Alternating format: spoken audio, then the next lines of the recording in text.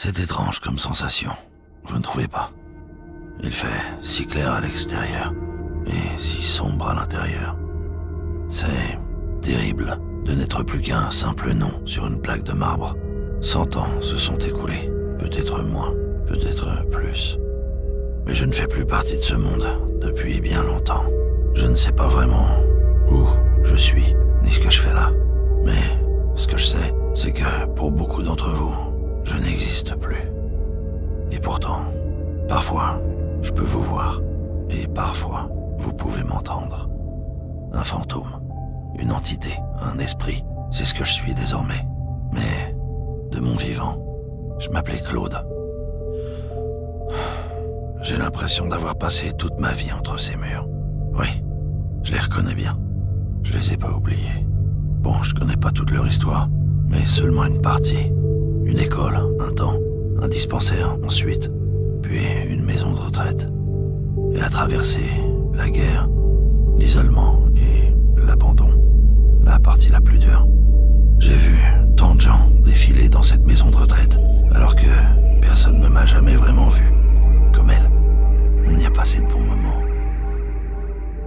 Je me souviens de l'infirmière, Denise. Elle était gentille, Denise. Elle prenait soin de nous. Pas comme la responsable, Madame Boucher, la boiteuse qu'on l'appelait. Elle a toujours marché de travers, avec ses gros souliers. On l'entendait arriver de loin. Au bout du couloir, c'était la chambre de mon ami, Marcel, le gros bourlier. Boubou que je le surnommais. Un vrai grincheux, il en avait vu des choses. Pas une vie facile, pas de famille, comme moi. Et il a fini ici, comme moi.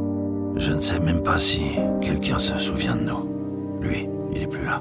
Moi, je me balade encore ici, de temps en temps. Je ne sais pas pourquoi, je vous l'ai dit. J'ai passé les dernières années de ma vie enfermé dans cette chambre, rongé par la solitude et l'oubli.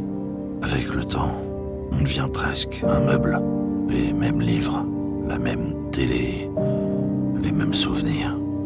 Un matin, on se lève, comme n'importe quel autre jour. Mais il est différent. On voit passer les mêmes personnes qui s'en vont, laissant place à d'autres depuis tant d'années. Et nous, on est toujours là. Alors on se dit qu'avec ou sans nous, ça changera pas le monde.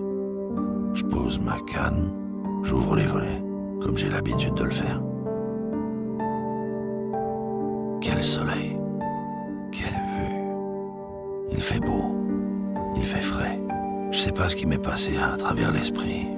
La fatigue, le bout du chemin, sûrement. On respire une dernière fois et on se dit qu'il est temps d'y aller. La suite, vous la connaissez.